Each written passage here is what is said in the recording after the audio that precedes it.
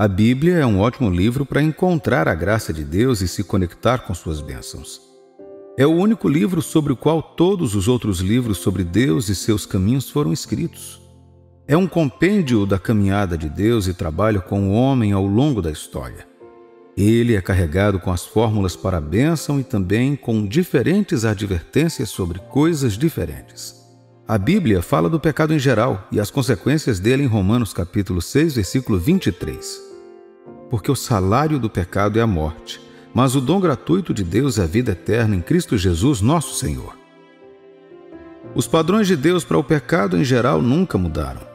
Muitas vezes na Bíblia Deus nos adverte sobre o pecado e há inúmeras histórias de pessoas que cometeram esses pecados e morreram como resultado. A Bíblia deu advertências sobre os diferentes tipos de mal que os homens fazem e as consequências que lhes são inerentes. A Bíblia fala sobre os pecados de idolatria, roubo, blasfêmia, avareza, ganância, assassinato e muitos outros, mas há um em particular sobre o qual quero falar. Na Bíblia, os pecados de adultério e fornicação foram explicitamente tratados por Jesus e pelos profetas em muitas ocasiões. Mas no livro de Êxodo, capítulo 20, versículo 14, diz: "Não adulterarás." No Novo Testamento, a Bíblia foi ainda mais longe para colocar esta mesma passagem em um contexto mais claro e simples. No livro de Mateus capítulo 5, versículos 27 e 28, a Bíblia diz: "Ouvistes o que foi dito, não adulterarás. Eu, porém, vos digo, qualquer que olhar para uma mulher com intenção impura no coração, já adulterou com ela." E nosso mundo em geral parece estar aceitando essa anormalidade no mundo. As pessoas não desaprovam o adultério tanto quanto costumavam. Instituições e negócios foram abertos e licenciados com o único propósito de adultério. Crianças, homens, mulheres, casados e solteiros estão todos se entregando à imoralidade e nada mais parece estar errado com isso. Há uma quebra de valores e princípios espirituais no mundo de hoje. Onde quer que você olhe hoje em dia, parece haver uma maneira mais barata de cometer adultério. Em nossos telefones, computadores, tablets e televisões, há imagens que trazem à mente pensamentos de fornicação e adultério. A pornografia tomou conta da nossa sociedade e o diabo tem usado isso para arruinar nossos lares e casamentos. Os casamentos não são mais convênios sagrados, mas sim uma demonstração de crescimento e realização social. Famílias foram desfeitas e os planos de Deus interrompidos em suas vidas por causa dos casos desenfreados de adultério em nossa sociedade. Não é de admirar que não estejamos vendo a mão de Deus no reavivamento como deveríamos nesta geração. A taxa de divórcio continua subindo a cada dia e mais de 70% desses divórcios são devidos à infidelidade do parceiro. O pecado de adultério é um dos obstáculos para Deus alcançar nossa geração. Lembra da história de Sodoma e Gomorra na Bíblia? Era uma cidade em uma geração onde homens dormiam com homens e mulheres dormiam com mulheres. Sodoma e Gomorra eram cidades de imoralidade sexual, fornicação e adultério. Isso soa familiar com o que está acontecendo em nosso mundo e sociedade hoje? A cidade foi recebida com total destruição e condenação. A Bíblia descreve isso no livro de Gênesis, em capítulo 19, versículos 24 e 25. Então fez o Senhor chover enxofre e fogo da parte do Senhor sobre Sodoma e Gomorra, e subverteu aquelas cidades e toda a campina e todos os moradores das cidades e o que nascia na terra. No versículo 28 de Mateus 5, onde li anteriormente, a Bíblia fez questão de deixar a questão do adultério mais clara. Ao longo do tempo, muitas pessoas tentaram explicar o adultério de maneiras diferentes. Infelizmente, muitos desses casos são originários na própria igreja. Muitos pregadores e pastores hoje apresentam explicações sobre o adultério muitas vezes para se adequarem ao seu estilo de vida. Muitas pessoas tentarão definir o adultério como quando um parceiro casado tem relações sexuais com alguém que não seja seu cônjuge. Mas a Bíblia nos diz que isso vai muito além. Você pode cometer adultério em seu coração apenas olhando para uma mulher com desejo. Seus olhos são a porta de entrada para sua mente. O que quer que seus olhos vejam é o que sua mente interpreta, e a Bíblia é muito específica sobre guardar seu coração porque é a fonte de todos os assuntos, incluindo a vida e a morte. Então, dependendo do que está acontecendo dentro de sua mente, você pode morrer ou viver em seu coração. Você tem que manter seus olhos fixos em Deus e em seus caminhos. Preste atenção à palavra de Deus em seu coração para que você não peque contra ele. Garantir constantemente que você monitore o que os seus olhos transmitem à sua mente é a chave para evitar os pecados de adultério. Há um grupo de pessoas, mesmo na igreja hoje, que não aceitaria as verdades do reino. A Bíblia nos alertou contra falsos profetas e pregadores no fim dos tempos e, infelizmente, muitos desses falsos profetas estão na igreja hoje. Muitos deles explicaram a sacralidade do casamento e banalizaram o adultério em nome do divórcio. É uma prática comum um homem deixar sua esposa e se casar com outra mulher. Algumas pessoas hoje se casam 5 vezes na vida.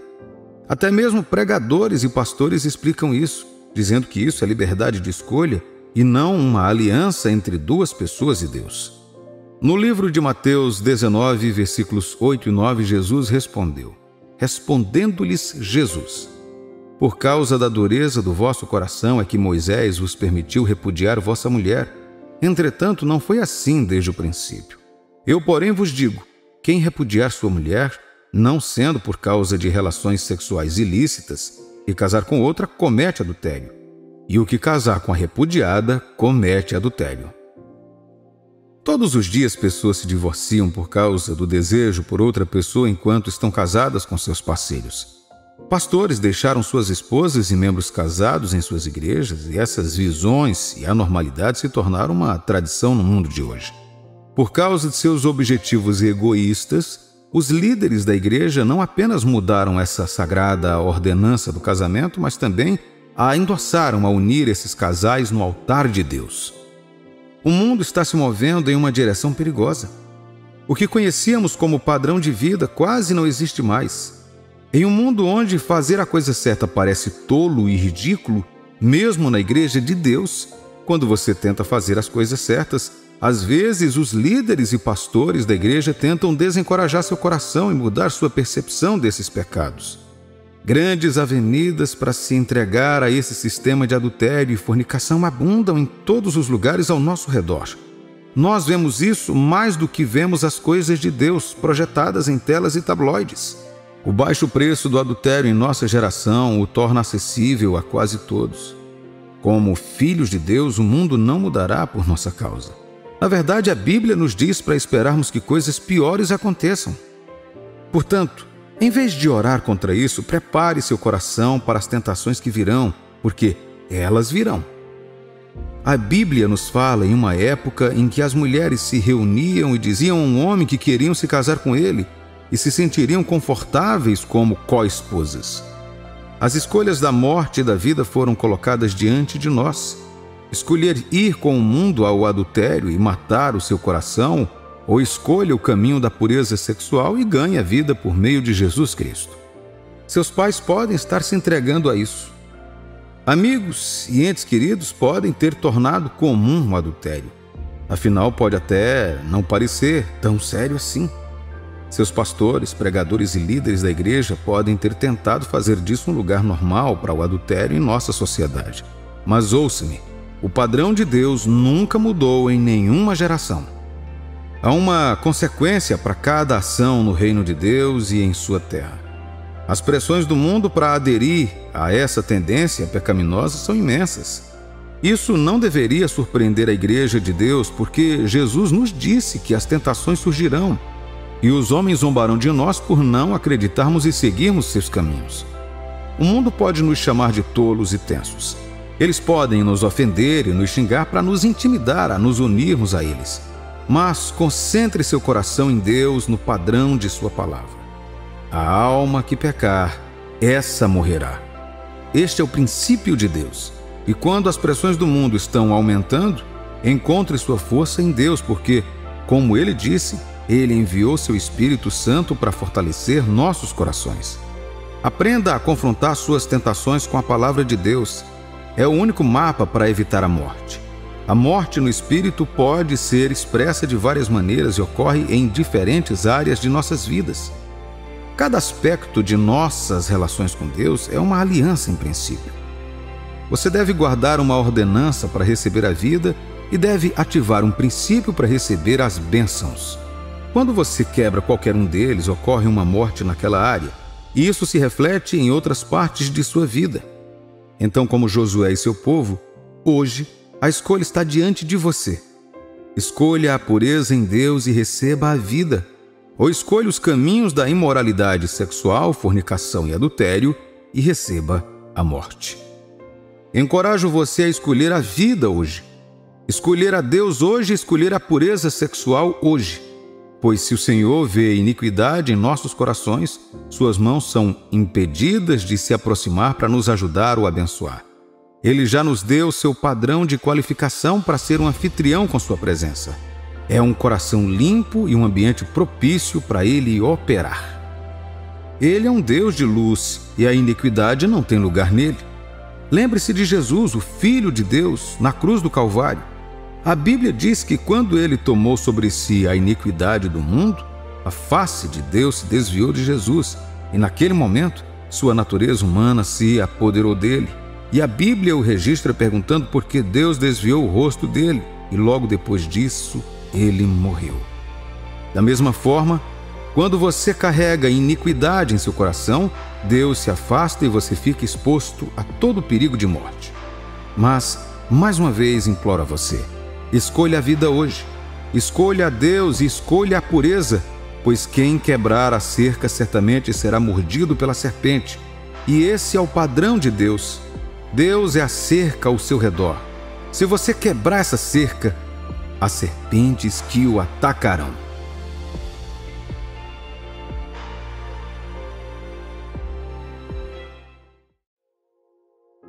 Quero compartilhar uma mensagem muito importante com você hoje, meu amigo e minha amiga.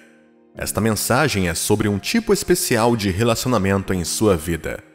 Os relacionamentos podem ser um presente incrível ou uma arma destrutiva em sua vida. É verdade o que a Bíblia diz em Eclesiastes, capítulo 4, versículo 9 ao 12. Melhor é serem dois do que um, porque tem melhor paga do seu trabalho. Porque se caírem, um levanta o companheiro. Aí, porém, no que estiver só, pois, caindo, não haverá quem o levante. Também, se dois dormirem juntos, eles se aquentarão. Mas como um só se aquentará? Se alguém quiser prevalecer contra um, os dois lhe resistirão. O cordão de 3 dobras não se rebenta com facilidade. Veja os maravilhosos benefícios de ter uma pessoa saudável em sua vida. Sinceramente, acredito que as coisas são mais fáceis quando temos a pessoa ou as pessoas certas em nossa vida. Se você tem aquela pessoa que o vê por quem você realmente é e ainda o ama, o aprecia e o apoia, você é verdadeiramente abençoado. E, de fato, Deus quer que você tenha pessoas assim em sua vida. Existem diferentes tipos de relacionamentos que nos definem. O velho ditado, diga-me com quem andas e te direi quem és, ainda é válido hoje. O fato é que o tipo de pessoa que você tem em sua vida influenciará, direta ou indiretamente, o quão longe você irá no destino com Deus. Essas pessoas te levarão para a vitória ou te afastarão de Deus. Como eu sei disso? Vi na Bíblia que Deus estava muito preocupado com o relacionamento que seu povo, o povo da aliança, os israelitas, poderia ter com as diferentes nações ao seu redor, e, por isso, deu-lhes advertências sobre esse tipo de associação. É claro que eles desobedeceram esses avisos e enfrentaram as consequências, mas isso não impediu Deus de falar com eles sobre isso. Deus chegou ao ponto de alertar os israelitas a não se casarem com pessoas dessas nações, pois elas eram adoradoras de ídolos e provavelmente encorajariam o povo a se voltar para seus ídolos também. Isso me leva ao centro da minha mensagem de hoje. Existe uma pessoa especial que Deus quer que você tenha em sua vida. Essa pessoa acabará se tornando sua esposa ou seu marido e ajudará você a construir um lar piedoso, onde serão criados filhos piedosos que representarão o reino dos céus na terra. Deus, estando tão preocupado com você, está prestes a usar esta mensagem para lhe ensinar os sinais de que alguém pode ou não ser a pessoa certa para você no casamento e o que você deve fazer a respeito. Não se trata apenas de amar alguém sozinho ou querer estar com ele ou ela. Existem outros fatores que você deve considerar também. Se você constrói relacionamentos conjugais apenas com base em sentimentos ou emoções, não espere que dure ou que seja o canal de Deus para o mundo. A história de Salomão é um exemplo perfeito do que pode acontecer a alguém que se casa com a pessoa errada. Veja o que diz o livro 1 de Reis, capítulo 11, versículo 1 ao 10.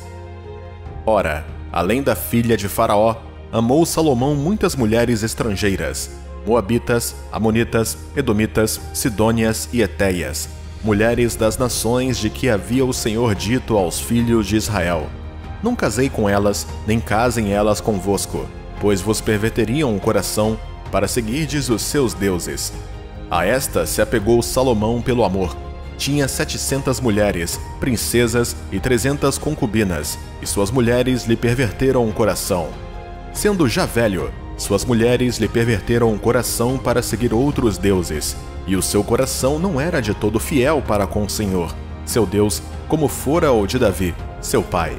Salomão seguiu a Astarote, deusa dos Sidônios, e a Milcom, abominação dos Amonitas. Assim, fez Salomão o que era mal perante o Senhor, e não perseverou em seguir ao Senhor, como Davi, seu pai.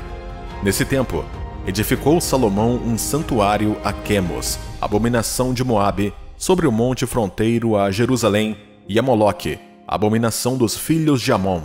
Assim fez para com todas as suas mulheres estrangeiras, as quais queimavam incenso e sacrificavam a seus deuses. Pelo que o Senhor se indignou contra Salomão, pois desviara o seu coração do Senhor, Deus de Israel, que 2 vezes lhe aparecera, e acerca disso lhe tinha ordenado que não seguisse a outros deuses. Ele, porém, não guardou o que o Senhor lhe ordenara. Por causa da sua sabedoria e riqueza, Salomão se tornou muito popular entre as nações e todos queriam estar ao seu favor. Muitos reis e líderes deram suas filhas a ele como presentes para selar seus tratados diplomáticos, combinado com aquelas com quem se casou por si por causa do seu desejo por muitas mulheres. Salomão logo teve um grande harém de 700 esposas e 300 concubinas. O desejo indomável de Salomão por muitas mulheres o mergulhou na decadência espiritual. Essas mulheres eram adoradoras de ídolos. Logo, elas estavam pedindo o apoio do seu marido na adoração a esses deuses, e Salomão cedeu. Ele havia construído o templo de Deus, mas agora estava construindo templos para ídolos em toda a terra para suas esposas, e logo seu próprio coração também se desviou. Deixe-me declarar isso rapidamente primeiro. Sei que vivemos em um mundo onde o casamento não é mais grande coisa, e quase todos, inclusive alguns cristãos, desprezam sua santidade. Nossa sociedade retirou a definição divina original da aliança conjugal e a substituiu por sua própria definição conveniente, e muitos de nós a aceitamos porque nos convém. Para muitas pessoas, hoje em dia, o casamento é apenas um relacionamento juridicamente vinculativo entre 2 pessoas com uma forte conexão emocional ou alguma forma de contrato em vigor destinada a satisfazer um objetivo específico. Um objetivo que, uma vez alcançado, anula o casamento como se não fosse nada. O casamento foi reduzido a algo que qualquer um pode fazer quando quiser, e quando não quiser mais, eles podem seguir caminhos separados. No entanto, querido cristão, o casamento é muito mais do que isso. É uma criação de Deus, sua própria instituição, onde ele continua a levantar e aumentar o seu exército na terra. Nos disseram na escola que a família é a menor unidade da sociedade. É parte fundamental da construção da sociedade e da nação. Qualquer que seja a decadência que reine nas famílias de uma nação, reinará nesta nação como um todo. Ora, porque a nação é feita da família. Oro para que você ouça as instruções finais de Deus sobre a escolha de um parceiro e obedeça a tudo o que ele lhe pedir para fazer. É bom encontrar alguém com quem você queira passar o resto da vida. Deus nos criou para a interação, e também nos criou com emoções para que possamos nos conectar uns com os outros. No entanto, quando se trata de algo tão sério quanto a pessoa certa para você, Você deve saber quando Deus está tentando lhe mostrar a atitude a tomar. Provérbios capítulo 18, versículo 22. O que acha uma esposa acha o bem e alcançou a benevolência do Senhor. Lembre-se do que eu disse sobre tornar a sua jornada mais fácil e agradável por causa da pessoa certa em sua vida. Seu primeiro grande companheiro ou companheira é seu cônjuge. Por isso, você deve ter cuidado redobrado na hora de tomar essa decisão. Aqui vão 4 sinais de alguém que não é a pessoa certa para você se casar. Ela não nasceu de novo. O Filho de Deus não tem nada que se envolver com o filho do diabo, não importa a atração.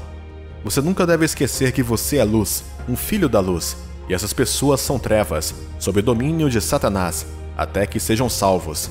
Você pode ser amigo delas para dar a Deus uma oportunidade de salvá-las, mas tornar-se íntimo e caminhar em direção a um relacionamento conjugal é um risco que você não deve correr.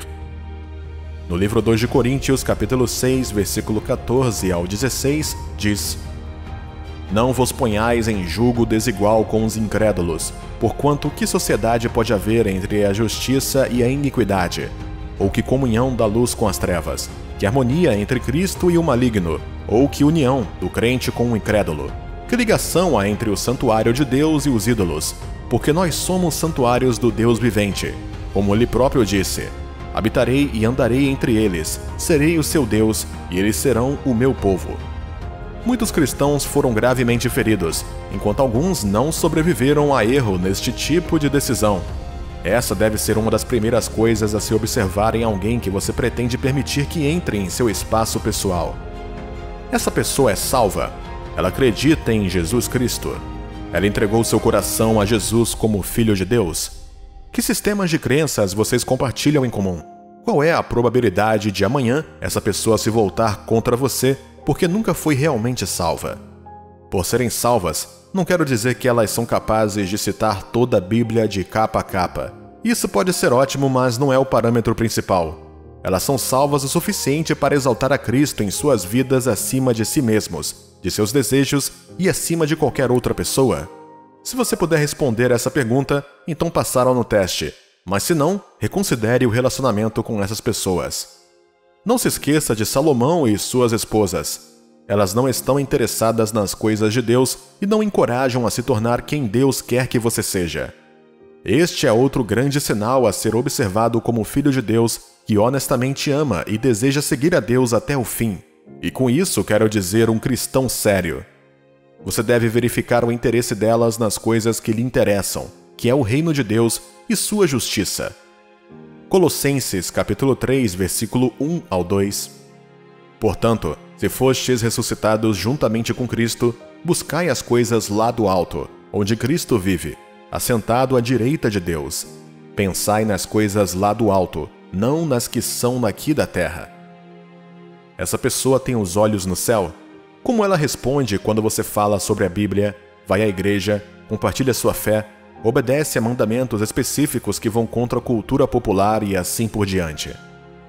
Ela prefere fazer outras coisas e considera Deus apenas como uma diversão para responder como uma preferência religiosa? Amado, neste dia e hora, você não precisa apenas de alguém com a profissão de Cristo, mas alguém com a posse. Não apenas alguém com palavras, mas alguém com os frutos. Você precisa de alguém que seja forte para você no dia da adversidade, quando sua própria força não puder sustentá-lo. Você precisa de alguém que pelo menos apoie as visões que Deus coloca em seu coração. Não adianta estar com alguém e depois trilhar o caminho da vida sozinho. Você não pode perder isso, meu amigo. Peça ao Senhor para ajudá-lo a perceber isso de vez em quando, para que você não desperdice seu tempo, sua força ou seus recursos com a pessoa errada. Ela tenta seduzi-lo a pecar. Outro sinal grave é o sinal da sedução ao pecado. Sei que todos podemos ser tentados a pecar, especialmente com alguém que realmente gostamos. No entanto, o temor de Deus deve ser o centro dos nossos relacionamentos. A Bíblia diz que nossos corpos são templos de Deus e devemos honrá-lo com eles, não importa o que ocorra. Portanto, é um sinal de que alguém não é certo para você e que ele ou ela constantemente tenta fazer com que você quebre esse compromisso com Deus. Hebreus capítulo 13, versículo 4, diz: Digno de honra entre todos seja o matrimônio, bem como leito sem mácula, porque Deus julgará os impuros e adúlteros. Quem quer que diga que, a menos que você se relacione sexualmente, ele vai te deixar, não é a pessoa certa para você. Se afaste dessa pessoa. Você não deve desagradar a Deus para manter alguém em sua vida. Se fizer isso, você chuta Deus para fora desse relacionamento, colocando-se em risco. Vale a pena esperar. Esteja disposto a pagar esse preço. Você não vai se arrepender de manter seu corpo para a pessoa certa. Quem não respeita isso não merece estar na sua vida. Elas são abusivas com você, arriscando sua saúde mental, financeira, física, emocional e espiritual. Não há desculpa para o abuso. Isso é um sinal da falta do temor a Deus e do perigo à frente, e você deve levar isso a sério. Não brinque com isso. A pessoa certa irá amá-lo e protegê-lo. A pessoa errada vai usar e abusar de você. A pessoa certa irá apreciá-lo, fazendo o possível para garantir a sua segurança. A pessoa errada só vai intimidá-lo, fazer você se sentir menos quem você é e machucá-lo de novo e de novo. Depois de perceber essas coisas, medo, ansiedade, insegurança, timidez ou qualquer forma de perigo ou intimidação, por favor, para seu próprio bem, considere isso um sinal de que não é o certo para você. Não tente tolerar ou se casar com essa pessoa. É um preço muito alto a se pagar. Como você pode enxergar esses sinais? Aproxime-se de Deus. Quanto mais perto você estiver de Deus e quanto mais praticar, ouvir e obedecer suas instruções, mais fácil será para Ele falar contigo e você ouvi-lo.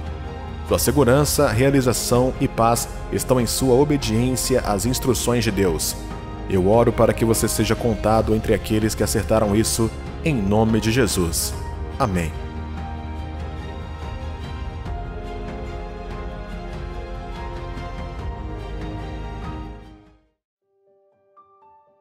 Uma das melhores coisas que você pode fazer por si mesmo de vez em quando é sentar e avaliar a sua jornada na vida. Às vezes, olhamos para trás apenas para as coisas que conquistamos ou deixamos de conquistar, as dores ou alegrias que vivemos, as pessoas que conhecemos e as que perdemos, entre muitas outras coisas.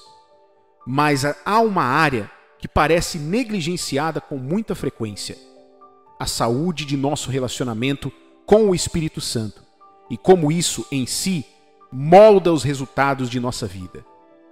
Posso dar diferentes citações para destacar a importância do Espírito Santo na vida do cristão. Quando negligenciamos, isto é, o Espírito Santo, o cristão carrega pessoalmente o fardo dessa responsabilidade por si mesmo. Por exemplo, ele é o guia do cristão. Uma das coisas que Jesus disse que o Espírito faria na vida dos cristãos é nos guiar em toda a verdade.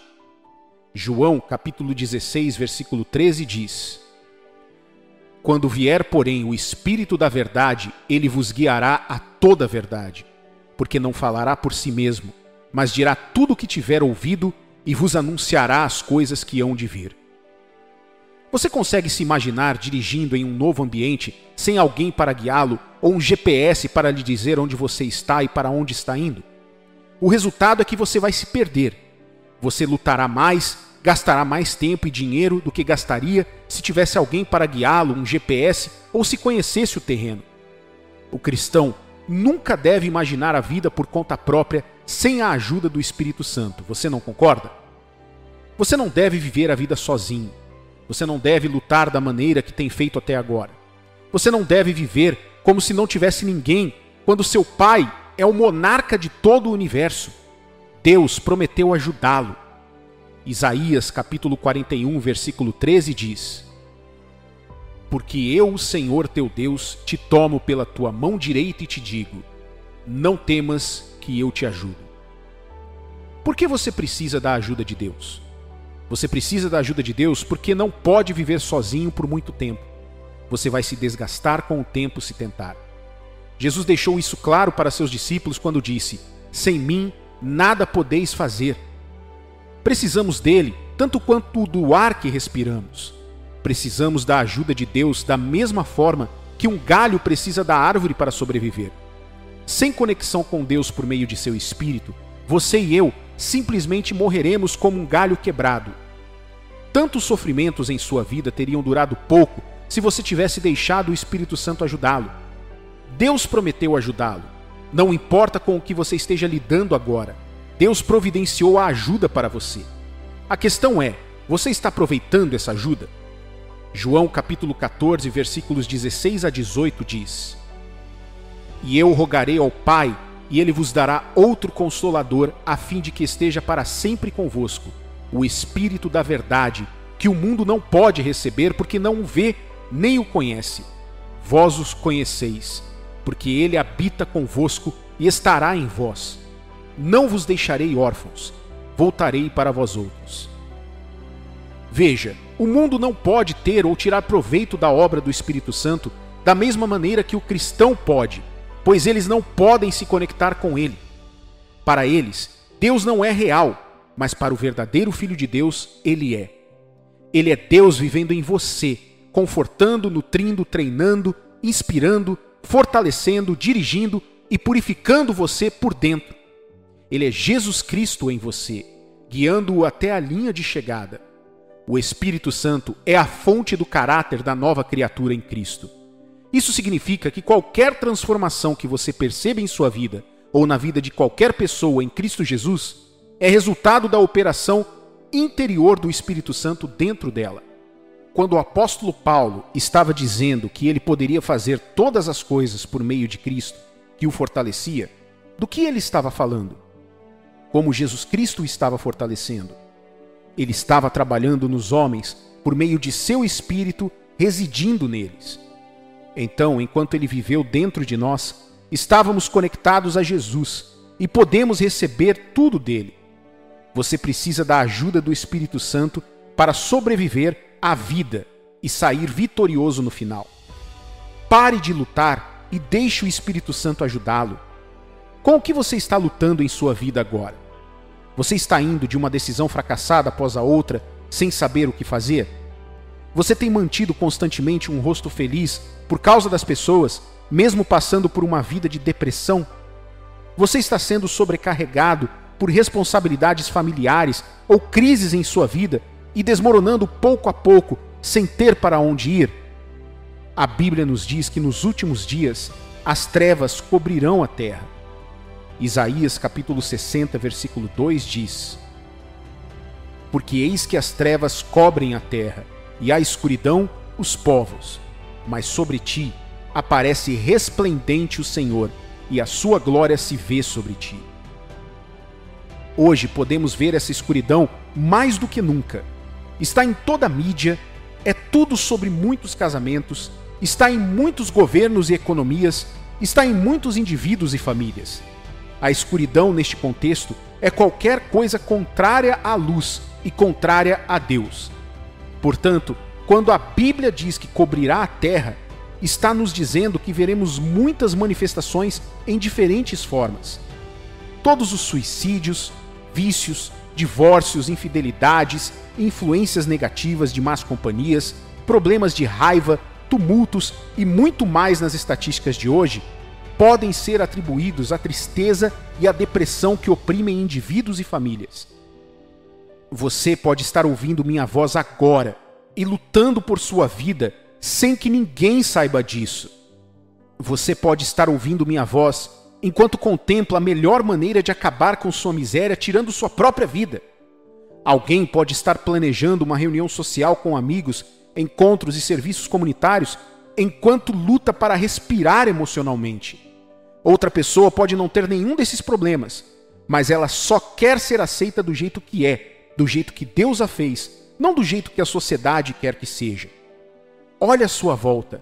Algumas das pessoas que você rotula como más, porque escolhem arrogantemente um estilo de vida contrário a Deus e estão tentando forçá-lo a aceitá-las, não começaram isso porque sabiam que era a coisa certa a fazer. Elas só querem ser vistas. Elas querem ser ouvidas. Então, elas escolhem um estilo de vida muito barulhento. Claro, um estilo de vida que o diabo se aproveita para corromper e destruir. No entanto, quero que você veja que as lutas são reais e continuarão sendo se você não deixar o Espírito Santo te ajudar. Você pode dizer: não tenho nenhuma luta em minha vida. Eu sou melhor do que aqueles que o fazem. Eu não tenho nenhuma luta e, portanto, não preciso da ajuda do Espírito Santo. Cuidado para não se enganar. Ninguém pode sobreviver à maldade, ao caos e às lutas desta vida sem a ajuda de Deus. E a melhor forma de ajudá-lo é estar bem com você mesmo. Isso, meu amigo, é a obra do Espírito Santo. Se você está lutando contra um trauma agora, Ele quer ajudá-lo. Se você está lutando contra o vício, medo, coração partido, confusão, aceitação ou qualquer outra coisa, Ele quer ajudá-lo. Você vai deixar que Ele o ajude? Talvez você esteja pensando, como o Espírito Santo ajuda alguém? Não há limite ou método fixo para a ajuda do Espírito Santo.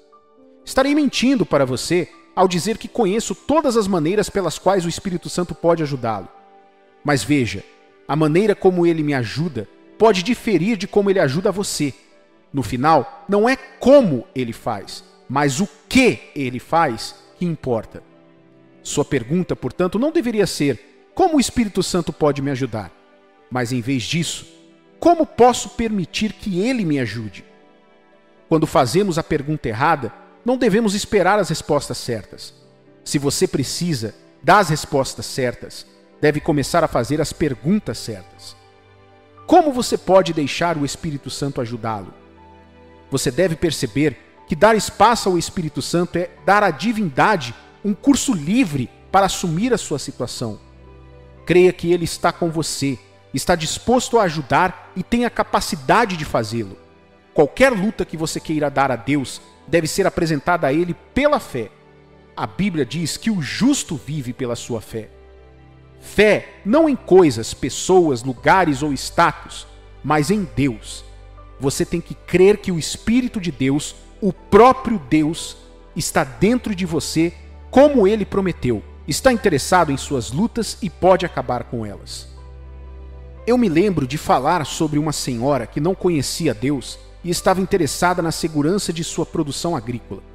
Ela me contou como todos os seus esforços para manter os ladrões afastados estavam falhando. Então perguntei, você entregou isso a Deus em oração? A resposta dela foi, Deus está interessado nesse tipo de coisa? Tive que sentar com ela e mostrar que Deus se interessa pelos mínimos detalhes de nossas vidas, porque Ele é nosso Pai e nos ama muito. Essa foi a última vez que ela reclamou sobre este problema. Acho que nunca mais roubaram a fazenda dela. Querido cristão, você deve saber que Ele quer remover suas lutas e lhe dar paz. Ele quer ajudá-lo a aliviar seu peso. Ele quer que você saiba que às vezes o que você precisa não é alívio do fardo, mas força para suportá-lo, e é isso que Ele lhe dá. Você tem que crer. Creia que Ele está aí com você e quer te ajudar. Hebreus capítulo 11, versículo 6 diz: De fato, sem fé é impossível agradar a Deus, porquanto é necessário que aquele que se aproxima de Deus creia que Ele existe e que se torna galardoador dos que o buscam. Transfira suas lutas para Ele no lugar da oração. Depois de resolver a questão da fé, a próxima coisa a fazer para dar o controle livre ao Espírito Santo é submeter suas lutas a Ele em espírito de oração. Por meio da oração, nós o convidamos para a nossa situação. Por meio da oração dizemos, Deus, isso não está mais em minhas mãos, mas nas suas. Você já se perguntou por que Satanás quer impedir que você e eu oremos tanto? Ele faz tudo ao seu alcance para mantê-lo distraído, para que você não ore. Veja, ele sabe que quando você ora, ele não tem mais com quem lidar. Agora, ele tem que lidar com Deus e com seus anjos também. Nunca se preocupe sobre um assunto que você entregou a Deus e nunca reclame sobre um assunto sobre o qual você nunca conversou com Ele. Filipenses capítulo 4, versículo 6 diz: Não andeis ansiosos de coisa alguma.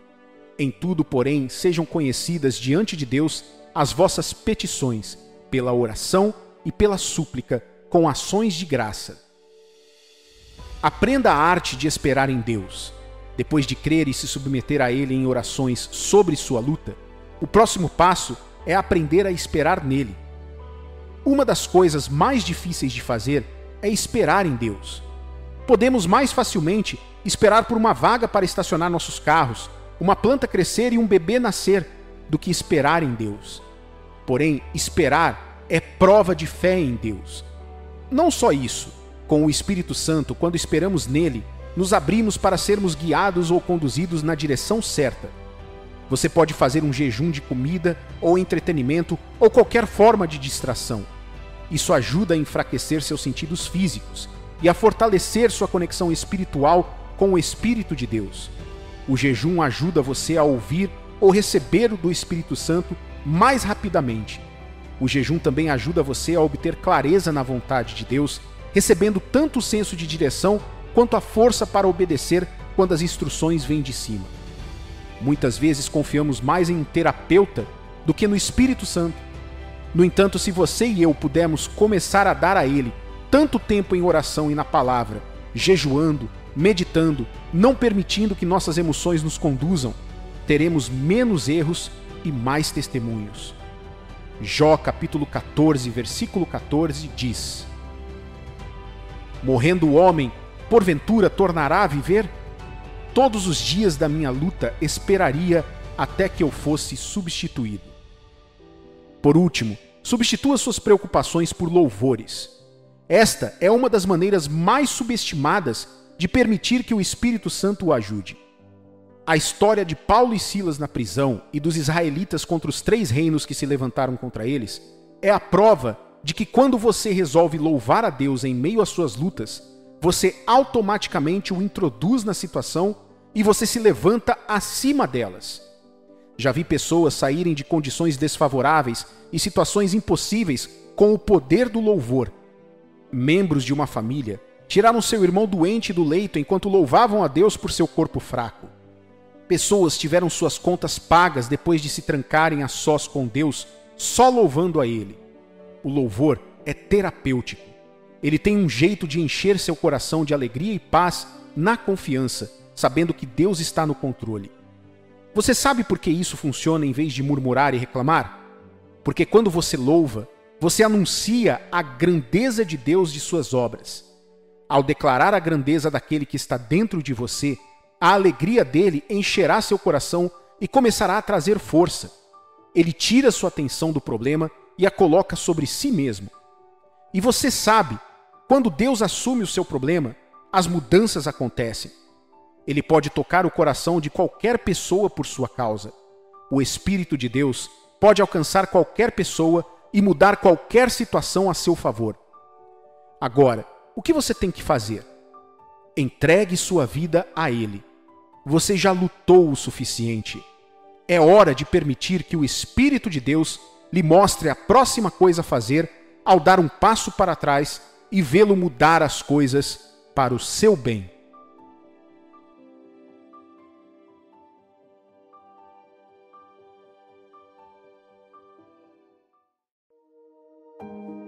Ao fazer sua jornada pela vida, você se deparará com certas realidades que te ensinarão os caminhos e padrões de Deus, bem como a autossabotagem ou vontades carnais que vão contra os padrões de Deus. Essas vontades carnais são, em sua maioria, sensuais e contrárias à vontade e aos padrões de Deus. Elas satisfazem nossa carne e mente, mas a poluem de tal forma que desagradam a Deus e nos destroem. Essas indulgências desagradam a Deus porque, com o tempo, tornam-se hábitos que nos prendem e um estilo de vida que nos destrói pouco a pouco.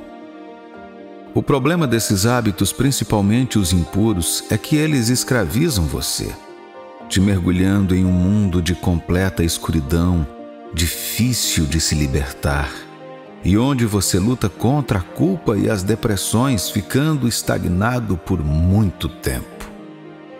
Embora os hábitos não sejam impossíveis de quebrar, eles podem parecer assim para quem é escravizado por eles. Todavia, é desejo de Deus que seus filhos se libertem dos pesos e amarras e entrem na liberdade da sua vontade por meio da obediência a seus preceitos. Por exemplo, a Bíblia diz em 1 João capítulo 3, versículo 8: aquele que pratica o pecado procede do diabo, porque o diabo vive pecando desde o princípio. Para isto se manifestou o Filho de Deus, para destruir as obras do diabo. Estilos de vida e hábitos pecaminosos que escravizam os filhos de Deus são obras do diabo, e Cristo veio para destruí-los. Ele veio para anulá-los em sua vida. Acredite quando digo que ninguém mais aprecia a liberdade do pecado do que o indivíduo que já foi preso por ele e foi liberto. Isso me lembra uma parábola que Jesus compartilhou sobre esse assunto em Lucas capítulo 7, versículos de 41 a 47. Certo credor tinha 2 devedores. Um lhe devia 500 denários e o outro 50. Não tendo nenhum dos 2 com que pagar, perdoou-lhes a ambos. Qual deles, portanto, o amará mais? Respondeu-lhe Simão, supondo que aquele a quem mais perdoou. Replicou-lhe, julgaste bem. E voltando-se para a mulher, disse a Simão, vês esta mulher? Entrei em tua casa e não me deste água para os pés. Esta, porém, regou os meus pés com lágrimas e os enxugou com seus cabelos. Não me deste ósculo. Ela, entretanto, desde que entrei, não cessa de me beijar os pés. Não me ungiste a cabeça com óleo, mas esta, com bálsamo, ungiu os meus pés. Por isso te digo, perdoados lhe são os seus muitos pecados, porque ela muito amou. Mas aquele a quem pouco se perdoa, pouco ama. Então você pode imaginar o quanto alguém propagaria a liberdade de coisas que podem escravizar os outros quando esse alguém já passou por isso. Ele simpatiza e entende você, mas não tem medo de lhe dizer o que lhe custará ser escravizado por hábitos negativos, tanto na vida quanto com Deus. Posso dizer isso porque já estive lá também. Quando vivemos um estilo de vida ou hábitos que não glorificam a Deus, independentemente de desfrutarmos disso ou não, isso não é o principal problema. O problema é o que isso causa espiritualmente antes de tudo. Cada ato desse é uma desobediência a Deus, seja ele executado conscientemente ou não. Cada ato nos afasta mais de Deus e nos desconecta da comunhão íntima com Ele, expondo-nos assim ao destruidor, porque agora somos como ovelhas que se desviaram do rebanho e podem ser atacadas por lobos a qualquer momento. Veja bem, para me livrar dessas coisas, eu pessoalmente busquei a ajuda de Deus e, olhando para mim mesmo através de minha mente subconsciente no próprio ato, eu sabia que precisava de ajuda e tinha que me libertar delas. Caro cristão, creio que se você está lutando contra um hábito pecaminoso ou um estilo de vida desobediente que transgride a vontade de Deus para você, Deus está lhe enviando esta mensagem como um aviso e uma missão de resgate para parar e sair disso. Ele ainda dá recomeços, Ele ainda cura, Ele ainda reaviva, Ele ainda restaura. Quando nos voltamos para Ele, Ele fará a diferença em nossas vidas. 2 Crônicas capítulo 7, versículo 14. Se o meu povo, que se chama pelo meu nome, se humilhar e orar e me buscar e se converter dos seus maus caminhos, então eu ouvirei dos céus, perdoarei os seus pecados e sararei a sua terra. O desejo e a intenção de agradar a Deus farão com que você fique atento e lide com qualquer coisa que o faça ir contra a vontade de Deus para a sua vida. Não importa quantas pessoas estejam fazendo isso. Sua vigilância, portanto, torna-se sua vantagem. Você não pode se dar ao luxo de passar a vida vivendo o roteiro que outras pessoas escreveram para você. Todos são livres para tomar suas decisões sobre como viver a vida em todos os aspectos: acadêmico, físico, financeiro, espiritual e etc. Sejam eles cristãos ou não. Porém, tão livres quanto todos são para fazer suas escolhas, eles também são responsáveis pelas consequências das coisas que escolheram fazer. Como cristãos que desejamos causar impacto na vida dos outros, bem como agradar a Deus, devemos evitar e abandonar completamente certos hábitos destrutivos e distrações para garantir que estejamos sempre alinhados com os preceitos e propósitos de Deus, independentemente do mundo em que nos encontramos.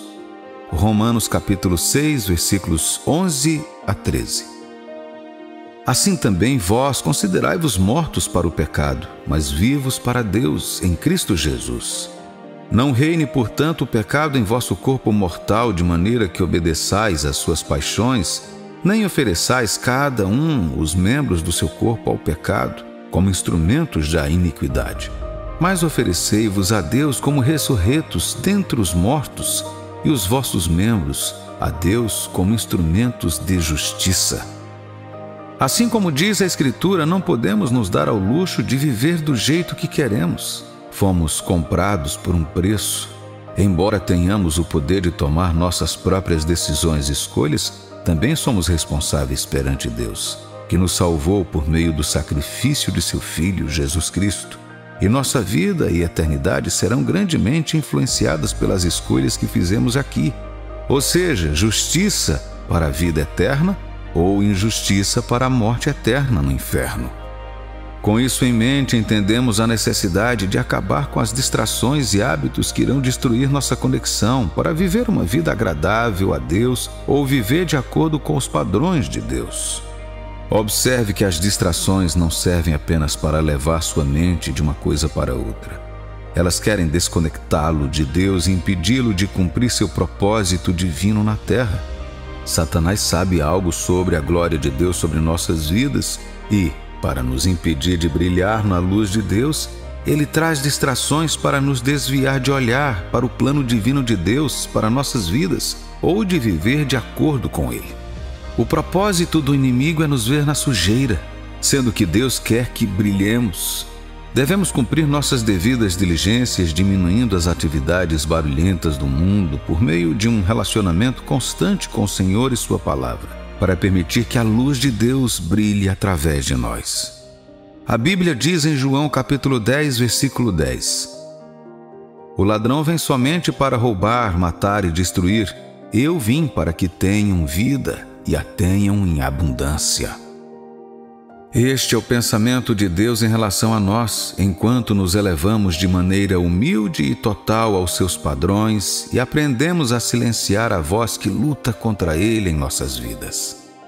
Aprenda a sempre se afastar de qualquer coisa ou pessoa sempre que notar qualquer perturbação em seu espírito, e opte por sair de tudo que pareça ser pecado ou maldade. 1 Tessalonicenses capítulo 5, versículo 22. Abstende-vos de toda forma de mal. Aprenda a ouvir sempre a Deus, meditar em sua palavra e orar constantemente para estar sempre em sintonia com sua vontade para nós. Permita-me mencionar 3 coisas importantes em nossas vidas hoje em dia, as quais Deus está dizendo: pare de fazer isso para que você possa agradá-lo mais. Primeiro, luxúria. O que a maioria das pessoas não sabe sobre a luxúria é que ela é mais do que imoralidade sexual e pecados seculares em geral. A luxúria pega um desejo puro em seu coração, corrompe-o através da carne e produz algo contrário ao propósito de Deus para você. Por exemplo, você sabia que o egoísmo e a ganância têm suas raízes na luxúria? Você sabia que as guerras e as divisões começam a partir dos desejos corrompidos que abrigamos dentro de nós? Quando as pessoas estão dispostas a fazer o que for preciso para ter algo, mesmo que isso signifique comprometer os padrões honestos, ferir os outros ou se perder no processo, você sabe que é a luxúria que está provocando tudo isso. Quando o desejo sai do controle ou opera fora do tempo de Deus, então a luxúria se instala. Deus está dizendo para você se libertar da luxúria hoje. Seja o desejo por dinheiro, prazer, poder ou qualquer outra coisa. Tudo isso é contra Deus e contra tudo que Ele representa. Muitos perderam familiares, amigos e até mesmo seu relacionamento com Deus devido a essa força destrutiva que gerou hábitos sombrios neles. Pode ser ótimo por um momento, mas vai arrastá-lo para um poço que você não quer cair. O desejo em si não é uma coisa ruim, mas quando permitimos que os desejos nos levem contra a ordem de Deus para nossas vidas, estamos nos submetendo ao conselho do inimigo. Tiago 1, versículos 14 e 15. Ao contrário, cada um é tentado pela sua própria cobiça, quando esta o atrai e seduz, Então a cobiça, depois de haver concebido, dá à luz o pecado. E o pecado, uma vez consumado, gera a morte. A luxúria é uma tentação e um mal que domina muitos de nós. Nasce de Satanás e da carne. Cada um de nós está sujeito à luxúria, mas devemos nos colocar acima disso. E se quisermos superá-la, devemos ser fortes. O Senhor está dizendo para parar de fazer isso. Não se esconda. Venha para Deus. Busque sua misericórdia e perdão. Peça a Ele para ajudá-lo a manter-se puro e fortalecê-lo para resistir à tentação de ceder aos desejos da sua carne. 1. O hábito da procrastinação. A procrastinação é o hábito de adiar uma tarefa importante, geralmente concentrando-se em atividades menos urgentes, mais agradáveis e mais fáceis. Muitos filhos de Deus são vítimas desse hábito destrutivo. Eles nunca fazem nada importante na hora certa. A resposta deles para tudo é mais tarde. Se você quer ter sucesso na vida e ser um ramo frutífero em Cristo, deve parar de procrastinar. Você tem que matar esse hábito pela raiz, ou então ele irá impedi-lo de frutificar e de ter estabilidade em Deus, tirando você do seu propósito. Um procrastinador desperdiça recursos e é infrutífero, e Deus odeia desperdícios e a falta de bons frutos. Você não pode culpar um evento ou uma circunstância por sua falta de disciplina para fazer o que se propôs a fazer. Você é o responsável por sua vida e por tudo o que fizer com ela. Parar tal hábito requer grande disciplina, saber o que quer e o que deveria estar fazendo a cada vez. É necessário que nos concentremos e façamos o que deve ser feito agora, não importa o que possamos pensar ou ter em mente. Busque a frutificação e você se libertará da procrastinação. Você só tem hoje. Não existe amanhã. 1. O hábito de agradar aos homens. Você já notou que sempre quer ouvir alguém elogiar suas boas obras em todas as situações? Muitos de nós construímos nossas vidas com base nos elogios de outras pessoas. Não há nada de errado com elogios. Na verdade, Deus elogia as pessoas por boas obras e também as recompensa. Mas quando seu serviço a Deus ou aos outros nasce de uma profunda necessidade de se sentir importante ou de ser visto e apreciado, então não vem do seu coração. Veja bem, esse hábito tira seus olhos do efeito da tarefa atribuída a você ou àqueles com quem você trabalha no espírito de unidade e se concentra em você. É mais sobre você e menos sobre o trabalho ou os outros. É uma forma de idolatria porque tira Deus de cena e coloca o eu em seu lugar. Então, se você não quer trabalhar para logo após ser rejeitado no final diante de Deus, então viva a vida com seu olhar e motivação em Deus e não em qualquer homem ou mulher. Esse hábito faz você se sentir como se não tivesse feito nada quando ninguém elogia seu trabalho. Servir a Deus e trabalhar pelas pessoas com o único objetivo de ser reconhecido é um sinal de hipocrisia. Seja vigilante e cumpra bem seus deveres com ou sem elogios. Alguns outros hábitos que você deve examinar e lidar em sua vida são os hábitos de desânimo, raiva descontrolada, trapaça, preguiça, desonestidade. O benefício do autoexame é que ele regularmente o coloque em uma revisão completa, limpando-o completamente para que você possa sair puro e agradável diante de Deus. 1 João capítulo 3, versículos 2 e 3. Amados, agora somos filhos de Deus e ainda não se manifestou o que haveremos de ser. Sabemos que, quando Ele se manifestar, seremos semelhantes a Ele, porque haveremos de vê-lo como Ele é.